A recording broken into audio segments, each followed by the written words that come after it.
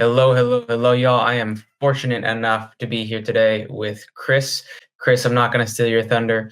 Who are you and what the heck are you doing here today? Yeah, great to be here. So I'm a digital strategist, public speaker, author, executive. I do a little bit of everything, and I am focused primarily on customer transformation, which is a book that I wrote, is a framework for building customer-centric organizations. I also dabble a lot, maybe dabble in a lot is not the same, but I dabble a lot in artificial intelligence. And I spend a lot of time also building and playing video games. So a little bit of everything for you today. Cool. And so for you, what role has speaking played into this? Because it sounds like you're doing a lot of awesome stuff. Has speaking always been at the forefront, or for you, what kind of role has speaking played in your career doing all these awesome things? Yeah, speaking has been a big part of my entire career. Actually, I started speaking in my very first job. So I worked at a movie theater, and part of what we wanted to do is create unique experiences for the people who are coming to the theater. And so I began to get up in front of the audience. You'd have audiences of 500 plus people and welcome them to the theater, do some trivia questions, and give away movie posters. And then that turned into a classic movie film series that I did on an annual basis. And that turned into MC projects. And pretty much I have been speaking my entire career, and I love it. And one of the best things about it, well, there's a lot of really good things about it, and probably some of them that people don't really think about. But just being able to meet people, to network, to get a message out, to share stories, to engage with audiences, there is so much that benefits from that process, and that I love it. But the money part of it and making a living off of it, that's really just bonus for me. Like, hey, I get to do this and make money as well. Awesome. I think some of the other stuff that it helps with that people don't think about, for example, this interview right here, us talking right now, I think the ability to share those stories and network with people transpire right into podcasting. I also think when you are in meetings or business meetings, or if you are in a sales call and you need to tell stories, that additional level of effort of communicating comes out from your public speaking experience. And I also think that in job interviews, like if you are currently looking for a new job and you're in an interview, being able to think on your feet and come up with answers to questions and being able to articulate that in context to an audience, whether that audience is 1 or 1,000, all of that is beneficial from public speaking. So hopefully that covers a lot of what your audience is thinking about. 100%. And so for you, just kind of backtracking here, at what point did it go from speaking being something that benefited your career and just being part of it to where you kind of went in and said, okay, I'm going to make some money from this. I'm going to turn this into a business. I'm going to really dedicate a lot of time and energy to speaking as a profession. When did that happen for you? Yeah, that's a good question. I would say that it's gone back and forth a little bit on this. And I'll give you an example. So I've been speaking most of my career. I think that part of my speaking has been a passion. I just did it because I wanted to do it. Around, I would say maybe 5-10 years into that process, I started realizing I could make money off of doing it. And then I started working for different companies where it was part of my job. So for the last 7 years, I worked at Google. And pretty much all I did while I was at Google was public speaking, was going to conferences and talking about different technologies and being on stage as part of Google. So I was directly getting a paycheck for public speaking. And then obviously when I left Google, I said, well, I'll just keep doing this, but now I'm going to charge people for it, right? And that became more a part of, my regular income was going in and doing speaking. And then I wrote a book so that it would help me further land speaking gigs. But yeah, I've kind of gone up and down and throughout, either being directly paid with speaking as part of a role or being directly paid because I was speaking for, an event and, and everything in between, I think. And what was that transition like speaking for Google because it's, you're getting paid to do it just as your profession to going and doing it personally and you saying whatever you want from stage and having kind of authority over it. What was that transition like for you? Yeah, I mean, for the transition, there really wasn't much of a transition. To me, it's all the same. But I think what you did touch on is an interesting point. A lot of times when we are working for a business, there are some things that we probably can't say. And then you get to the freedom where you can say whatever you want to say, right? So I do like that. There have been times where, I've been on a stage and I've been under kind of tight scrutiny about what I can and what I can't say. And then to really be able to go out there and share my own opinions and share my own beliefs and share how I view various types of, whether it's technologies or, just general opinions, thought leadership on a particular topic, and be able to openly express that without, we'll say fear of retribution. I think that's a very powerful thing. I think all of us have a story that we want to share, and to not be edited in that approach, I think it's a big deal. And that decision to write a book, I notice a lot of professional speakers. I don't know if you've heard the quote, but it was from John Maxwell. He said there are speakers who write and there are writers that speak. Normally it's one or the other. And so for you, it sounds like you were a speaker and then you decided to write a book. Is that right? Well, I mean, I will say that I've been speaking my entire life pretty much. So that all came naturally. I have always enjoyed writing. I just never did it. It was one of those things where to me, it took time and energy and effort, and research. So, I guess to that quote, you could say that I was a speaker that decided to write. But I think inherently I have stories and I enjoy storytelling, whether that is on a microphone or whether that is writing them down.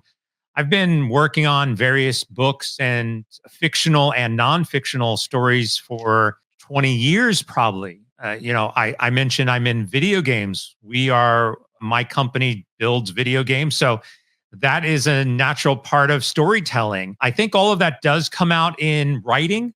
It just, ultimately depends on what you want to focus your time and energy on. And I was at a point where I wanted to write a book and I had a really good topic to write about. And so I actually went through and did the process. So now you're running your company, you're an entrepreneur that speaks to grow his business, but also you still do the paid speaking for your speaking business, right? Or not?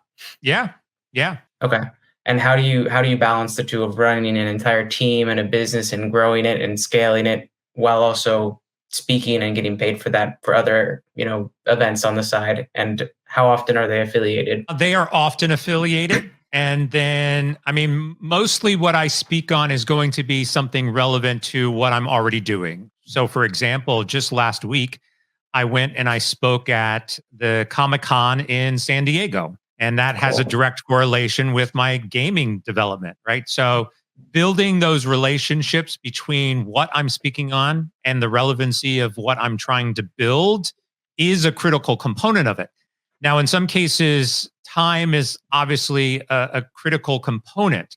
If you are working a 9 to 5 job and somebody contacts you and says, "Hey, we would like you to come and speak," but you can't get away from work, that becomes a challenge, right? I think a lot of people have to figure out what that balance is. And would you be able to, whether you take time off to go to a speaking engagement or whether you can get approval to go speak on a particular topic that might be closely related to what your current job is. There's a lot of factors that come into play. For me personally, I have built everything around my own personal objectives, my own personal brand, and my own personal goals. So I don't take on speaking gigs that are not related to what I want to talk about. And I build in that flexibility to say, well, look, it's my business, so of course I'm available. This is marketing for me. It's going to be allow me to go out and and reach new people. So that is a part of the entire strategy that I've put together to make the time available for these events while also managing the team and the daily operations and whatever else that I have going on. You bring up a really interesting point there, and you're not the only entrepreneur I've spoken to that has done this kind of thing. The marketing content that you get at speaking gigs, I'm assuming you go with a team of videographers that capture pretty much everything for you, and then you can leverage it on the back end. Is that right? Yeah, you either have photographers or videographers or whatever you can get out of an event, you're going to take, because that is social media content, that is marketing content for your website. And if they're not doing it directly, like a lot of times they'll have on staff photographers or they're doing the video recording, you should ask that up front. And if they don't, then the next thing you ask is, can I bring my own photographer? And most likely they're going to say yes, because they want the photos as well. Right. And where in this path did the decision to write a book happen? And then what was the most surprising impact on your speaking business and you as a person from writing that book? I've talked to some entrepreneurs that say that was some of the best personal development I've ever had, is writing a book. I didn't know I had it in me to do that. So for you, what surprised you about that experience? I wouldn't say anything directly surprised me other than maybe, I thought it was going to be a challenging process. I knew it was going to be a lot of work. And when I was all said and done, I looked back on it and I said, well, yeah, that was a lot of work, but it was worth the time and effort that I put into it. I just wrote this book 2 years ago. Yeah. So, I mean, it's relatively new. The impact has been significant because anytime you write a book, it instantly builds credibility. And then you can do fun things. Like if somebody asks you to come and speak, I can say, yeah, I'm happy to come and speak. And everyone in the audience will get a copy of my book, and that is interesting. People like that. They get something to take away. And so I will say that the book has directly generated additional speaking opportunities that probably would not have happened if it wasn't because of or for the book. So you can definitely leverage writing something as a mechanism to generate more leads for speaking. It's not required, but it definitely will help. Is the reason that you give the audience books because they'll read it, get value, and then they'll tell someone who tells someone, that maybe funnels up to an event organizer, or maybe some of them are business owners and they read it and they're like, wow, what Chris said is super valuable. I want him to come speak at my business. My employees would get a lot of value from this, and we would earn more money, make more money from this kind of content being shared at our business? Or what is that journey from giving the book to the audience to securing another speaking gig look like? Yeah, all of the above. Like your book can be used for internal purposes. Sometimes I actually charge them for the book. So sometimes I give it to them for free. I'll say, what's your budget? They'll say, whatever the budget is. And I'll say, great. As part of that budget, I'm going to include, X copies of the book, one for everyone in the audience, especially if it's a small group, like 50 people, then it's prime. If it's a larger organization, like, maybe it's a keynote and there's, 500 people in the auditorium, I might not give them books, but I might set up a table outside where I can, sign books for those who want it. All of that is additional lead gen. It's additional awareness. It's marketing to drive people back to my website, to generate additional awareness, to build SEO. If somebody does a review on the book, if somebody takes a picture with me as I'm signing the book, that gets out on social media. Like all of it is brand building, brand awareness, marketing, and it's all driving to that, funnel. If it generates additional speaking opportunities, great. But for me, it's not just the speaking, right? Like I think a lot of people who are in the public speaking or who are trying to become public speakers, they're so focused on, I have to do only public speaking. The reality is you should be doing public speaking and writing a book and your blog and maybe a video online, maybe a podcast, right? You've got a lot of different things, and just driving traffic to all of that is what you want to accomplish. If it translates into a speaking gig, great. But what if the book also generates another opportunity to be on a podcast? That's just as great. You should not discount that, because then somebody who is listening or watching that podcast, may then also reach out to you for a speaking gig. It's all related. And so don't focus solely on, I need another speaking gig. And how is this one thing I'm going to do driving another speaking gig? It's got to drive a lot of different other things that you are doing to build up your personal brand and what you want to talk about. And for your business, if you could tell the audience a little bit more about that, because they might not know a ton about you yet. And then how you leverage your personal brand, or how have you leveraged your personal brand as a speaker to build your business, and what impact has that had? Well, I mean, one of the biggest things that I do is consulting. So I actually make more money off of consulting than I do off of public speaking. So again, imagine you've got an audience of 500 people. I would rather somebody take away the book and say, oh my gosh, this is great and relevant. I would like you to come and do a workshop with my team. Well, awesome. Now I'm doing a workshop, or I'm talking with a small team and helping them with whatever they need. That is continuing the revenues that is coming in. Like I said, it doesn't have to be directly another speaking gig. You really do need to have other things that you are contributing. So my personal brand is, yeah, I'm a public speaker, and yeah, I'm an author, and yeah, I'm a consultant and a strategist and a teacher and a podcaster. And I do all of these things, but it's all serving the centralized brand of, I'm here to help you enhance your customer experience through my mechanisms and my workshops and my podcast and my whatever else. And you're the kind of business that you're in, you're very aware of trends and, where certain things are going in the future. I think just to be successful what you're doing, you have to pay attention to those kinds of things. Where do you see podcasting as an industry going, and how do you see that impacting speakers? Well, podcasting is growing.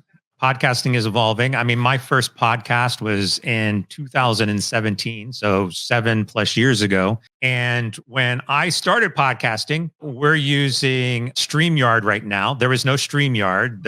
There was no of these other multitudes of recording properties. You actually had to meet up with somebody in person to try to record, or you were using, Zoom to try to do it. So that has changed. The technology has changed and will continue to change how we podcast. Also, we've got video. It used to be, and traditional podcasting is audio only. And yet now we've got, like the YouTubes, and you've got shorts and clips and everything else. So that has changed.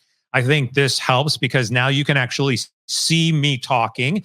You can see how we communicate. That is great when I'm trying to sell my speaking, because I can say, oh yeah, here's a podcast, go watch that. You can see how I perform. You can see what I talk about. So I think that has evolved. I think things like AI has helped in the process. It's helped in the editing. It's helped in transcribing, those types of elements. It's helped with post-production and marketing, social media outreach. All of those things have helped podcasting grow. Obviously, there's a lot of very successful podcasters. And because podcasting is relatively extremely easy to do, it is time consuming, but it's fairly easy to do and fairly cheap to produce your own podcast. Everybody thinks, well, yeah, man, I'm going to go out and produce a podcast and maybe I'll become the next Joe Rogan and I'll make a lot of money off of it. There's that out there. But when we look at the future of podcasting, I think, will it still be around? Look, forms of entertainment is always going to be around. I think we have gone through a transition when we switch from the audio only concepts of podcasting to just more video content, interviews, whether or not we call that a podcast or not, I think is a good, solid question. I think I had a conversation about this with somebody else. I mean, imagine at a point where we actually have AI assistants who are the host of the show, and they just facilitate the conversation as an avatar and start creating original content, right? Like, I mean, we're not too far away from that type of concept. But yeah, at the end of the day, we as humans still want to be entertained, still want to learn, still want to have conversations, and still want to listen to that type of content. So that will probably continue to happen for some time, and maybe just the technology or the format by which we consume that type of content is going to evolve.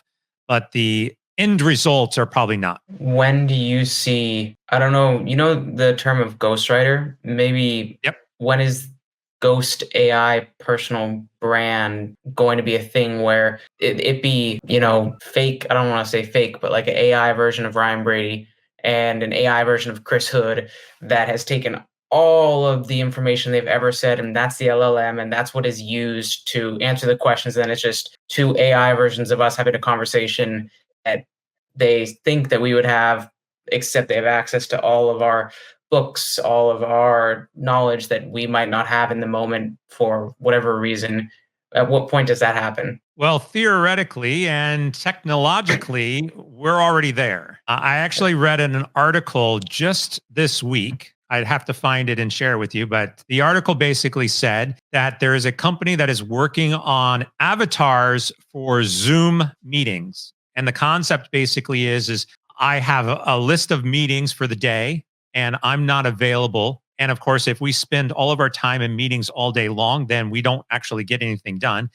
So instead of me actually showing up to the meeting, I'll just have my Zoom avatar show up to the meeting and be able to respond and talk and answer the questions as if I was there. Now, the responses to this article were everything from, wow, to never would I ever do that.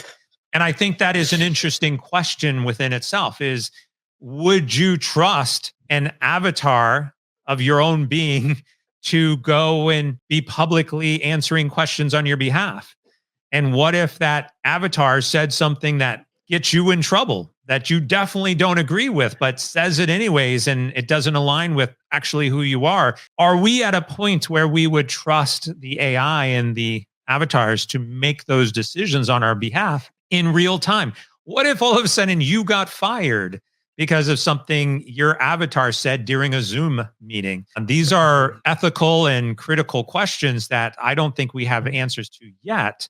But I would argue that most people probably would not trust it, at least at this stage. Does that improve over time? Yeah, probably does. And what about speaking? Because speaking, there's Chris Hood on stage talking to the people. They can pretty obviously see you're a real human. At what point does that line, and this might be in 100, 200, 300 years, but when does that line start to get faded as well? Yeah, there's a great movie, and now I'm trying to think of it right now. I know what this movie is. It is called, Simone. So if you have not seen this movie, Simone, it features Al Pacino, and it's about basically an AI simulated actress who's in movies. And they start needing to make guest appearances. And how do they make this happen?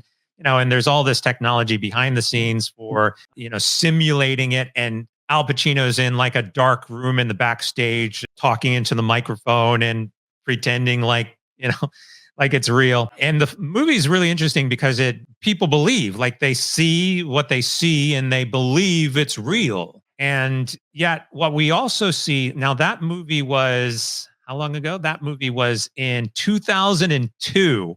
So 22 What? years Wow. ago. Okay. 22 years ago, that was a concept. And the movie makes it out that we, as humans, believe what we see. And I think a lot of that is valid. We do believe what we see. But what we're seeing today actually is we are a lot more skeptical, right? Like even when we talk with chatbots, or if you ever had to call into a support system or we know, like we're already like, oh, you're an AI, like you're a chatbot. Like so the concept of it's no longer that, what I see, I believe. It's what I see is probably fake in most cases. That's our natural instinct, is to assume that it is fake. But do we accept it? And do we believe it? And do we, accurately respond and communicate with it?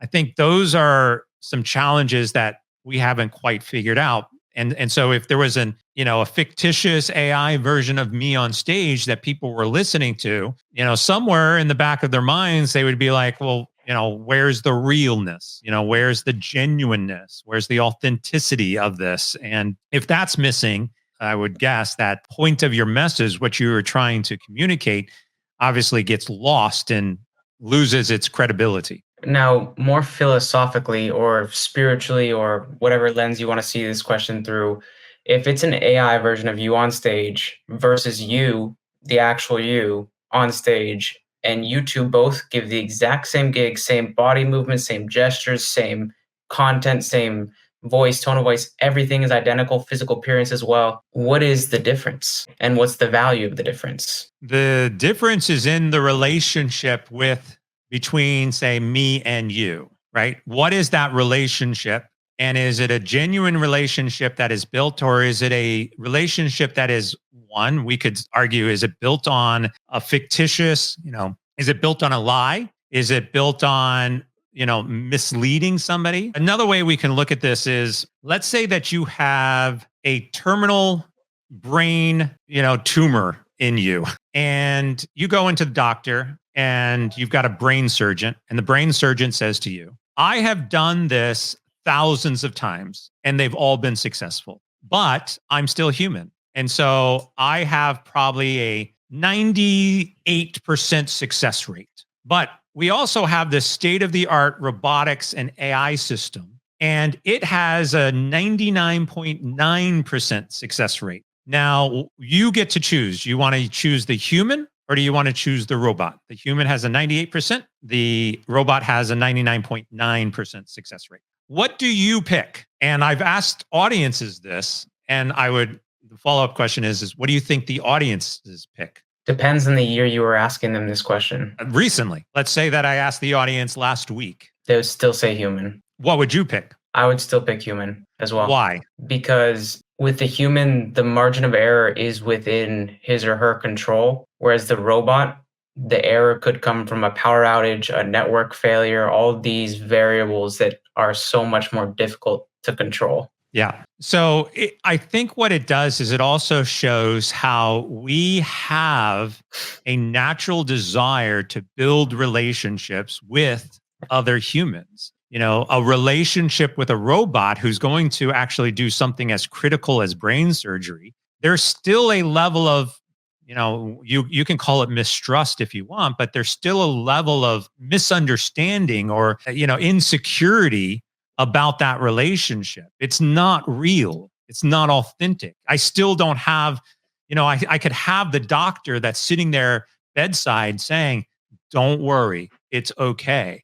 The robot's not going to sit there and say, don't worry, it's okay. Even if you programmed it to, you would still be like, well, you're just programmed to say that, right? Even though the doctor, through all of his education, is programmed to say that, we know that when the doctor is saying it, there is a sense of genuine human experience in that communication versus a logical, cold decision or response from the AI. And that's the kind of bridge that we have to think about. It's the connection, the humanistic connection that we have versus the unrealistic or the unempathetic experience that we would have with a machine. Did you see recently what I think it was Elon Musk said, how the value of Tesla in the future will be humanoid robots? Do you think it will get to a point where there's like the Roomba that like cleans the floors or whatever? It's pretty common in some houses. When will it get to a point where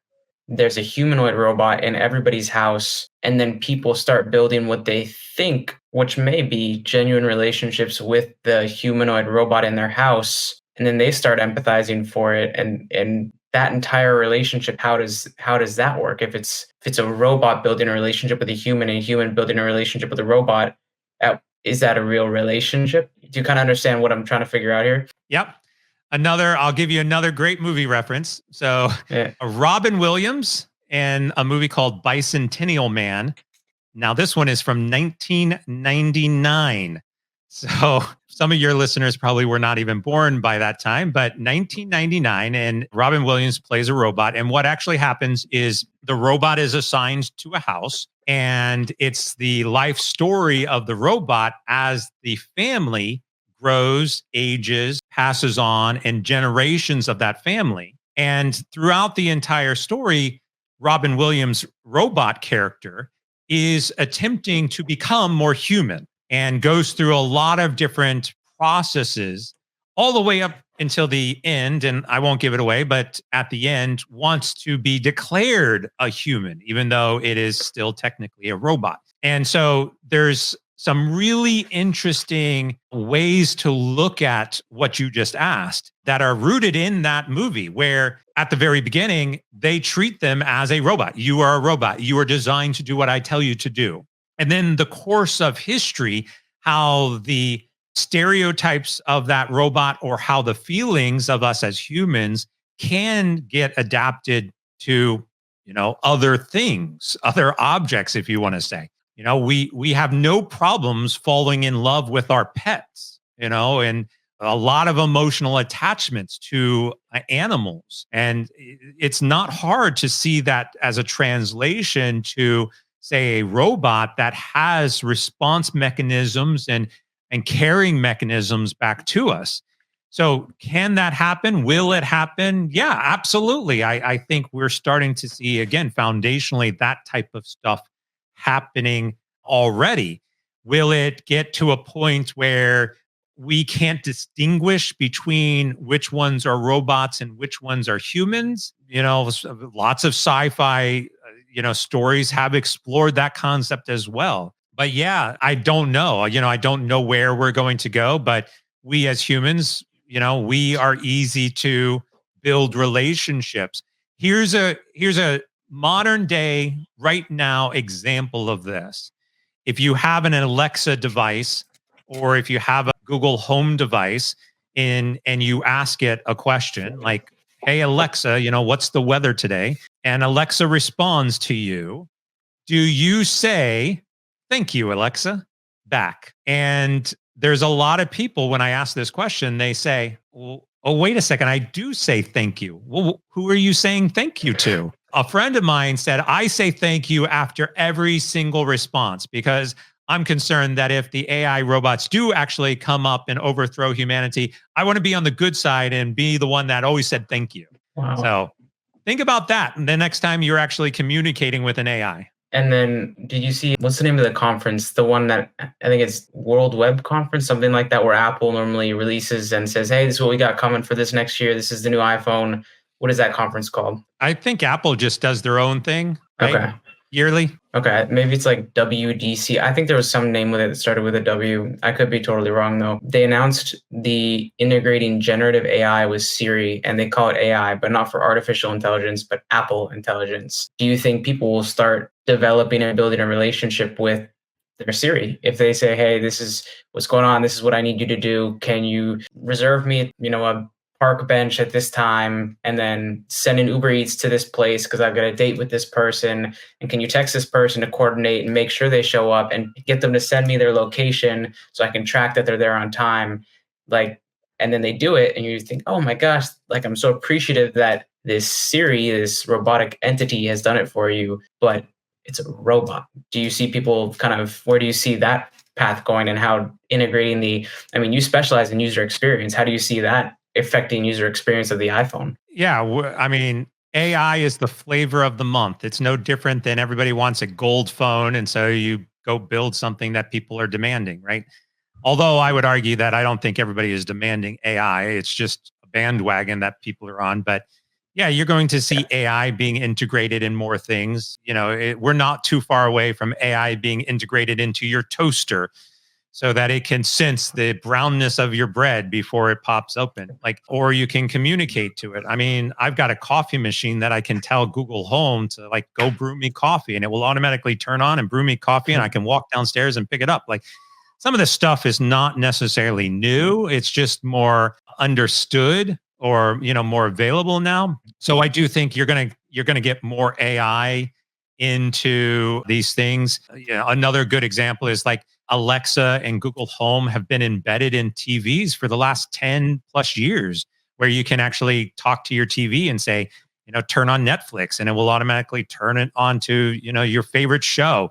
So some of this is actually not new. They're just trying to market it differently and add it into different things to make it appealing or seem like it's new, but the embedding of AI into more things, it's going to happen. There will probably be a day where you will have AI in your toothbrush, and it's going to track Wow. what kind of cavities you have.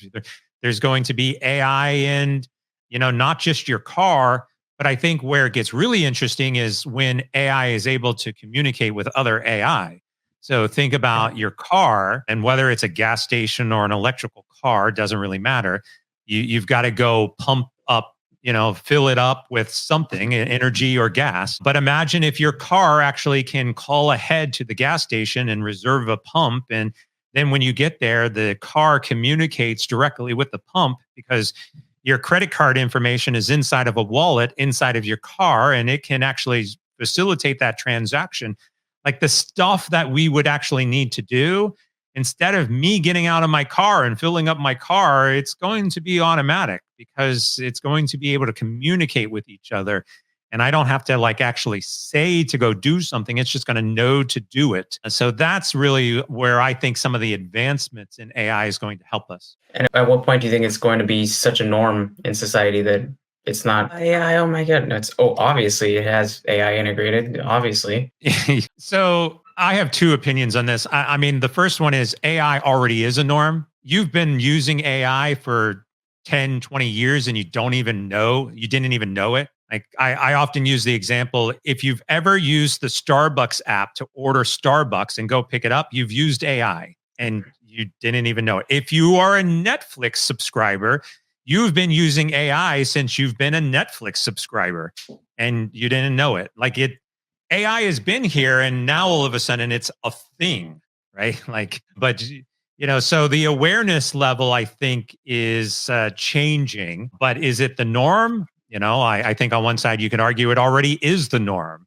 Now you've got Mm. ChatGPT and generative AI and all these things it's embedded with AI. Like, I think you got to start asking yourself, like, why? Why is this better or, more important to me than it was previously? And if it's not, then it's overhyped. Well, I know we're coming close on time here. Where can people find you on the internet? If they've been listening and they've been loving what you're saying, they're thinking, where can I put a little mini version of Chris Hood in my pocket so I can keep listening to what he's saying? Yeah, best place is my website. So go to chrishood.com, CHRISHOOD.com. And there you can find my book, my podcast, my blog, my workshops, speaking engagements. Like it's all right there. Easy peasy, chrishood.com. Awesome. And last question here. What is one piece of advice that you wish you knew at the very beginning of your entire path as a speaker, your entire career journey as a speaker, that you would want the aspiring speaker, the professional speaker, or the entrepreneur that speaks to grow their business like you right now should know? Yeah, I guess the two things are just do it. Like if you want to speak, go speak. Like don't use excuses and you can start anywhere. Like find a way to speak at your children's school. Go audition for a play and speak on a stage and memorize something. Go to a local meetup or group and stand in front of them and practice speaking. Like the amount of opportunities to speak are endless and you don't have to directly earn money from doing it. That's all practice. Be on podcast and practice and go and speak and do it. I think the other thing is to recognize what value you have that you bring to an audience. And so I was actually just consulting with somebody recently and they said, I get asked to speak a lot, but I just haven't figured out how to make that transition to getting paid for speaking. And this is where your time and value and expertise comes in. And so I would even suggest that if it's not much, like just say $500, say, look, I am being asked to speak at a lot of places. I'm highly in demand right now. I have to pick and choose, where I speak, $500 for my time. And if that's not a good fit or they don't have that budget, then you've got to be willing to say no, and continue on and go somewhere else. You can pick and choose. If there are places that you want to go for free, do it. I still do speaking for free, even though I also get paid for it. So pick and choose which ones are meaningful to you and are going to enhance your brand. And then also figure out what's the value of your time. And even if you figure out like an hourly rate and you say, well, okay, this speaking engagement is, 3 hours of my time and I want to charge, $25 an hour and, it's only 75, call it $100, then ask for $100. And if they say no, be okay with that. It's not the end of the world. And the more you do it, the more that you're going to be in demand. And then the more you can ask. And then when you write a book, the more credibility you have. And you can grow that rate over time. And that's the great way to start out. Start out slow, start out asking for a little, grow it from there. Awesome. Well, guys, if you're listening here and you've found anything of value what Chris has been sharing, like I have, he's dropped a lot of awesome information here. Share it with a friend that you think would find it valuable. Maybe they're afraid to get on stage, but they have an awesome story. Maybe they are building their business and they don't really see the value in speaking at the same time. They think it distracts them. What Chris said can really answer a lot of those questions and maybe be that pivotal thing that they need in their speaking career. Chris, thanks for taking the time to do this. Guys, cheers, y'all.